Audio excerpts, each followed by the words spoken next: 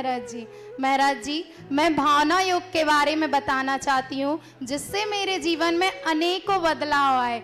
महाराज जी, सबसे पहले मैं प्रेग्नेंट हुई तो डॉक्टर ने 3 महीने बाद मुझे बोला कि मेरे बेबी में ग्रोथ नहीं हो रही है और रखने का कोई मतलब नहीं है। मैं बहुत ज़्यादा डिप्रेशन में आ गई और कुछ महीनों तक मैं डिप्रेशन में रही।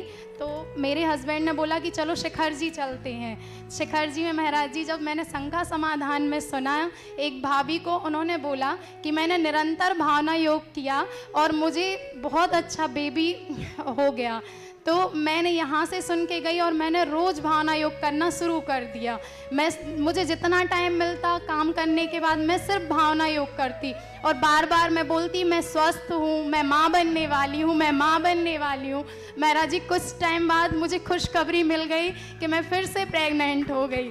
और महाराज जी, उसके बाद जब मैं प्रेग्नेंट हुई तो मुझे डॉक्टर ने टोटल बेड रेस्ट बता दिया। फिर भी मैं इस उम्मीद में कि ठीक है चलो कुछ नहीं, और मैं भावना योग करती रही, निरंतर भावना योग किया। मैंने पेट पे हाथ रख के अपने बेबी को रोज़ सुनाया कि मुझे एक धार्मिक बेबी होने वाला है, मुझे एक स्वस्थ बच्चा होगा, स्वस्थ। मैंने रोज़ भावना योग करके इसको सुनाया और महाराज जी, पूरे 9 महीने बाद और मुझे एक स्वस्थ बेबी हुई जो ये है।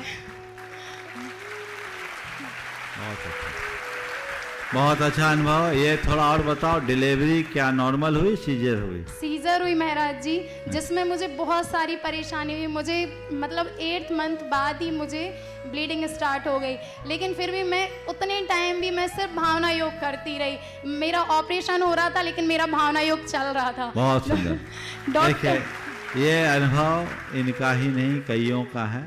इस संदर्भ में मैं कहूँगा, एक तो जल्दी सोनोग्राफी कराने की कोशिश नहीं करना चाहिए। बहुत सारे केस ऐसे आए जिसमें डॉक्टर से कह देते हैं ग्रोथ नहीं है, हार्ट बीट नहीं है, बच्चे को निकाल दो, आगे दिक्कत होगी। डॉक्टरों के कहने से लोग पाप कर लेते हैं। लेकिन कई लोगों के ऐसे अनुभव सामने आए, इस मंच से भी लोगों ने अपनी बात आप सबके बीच रखी है कि जिन्होंने ऐसा होने पर डॉक्टर की बात मानने की जगह भावना योग किया, उनने स्वस्थ बच्चे को जन्म दिया।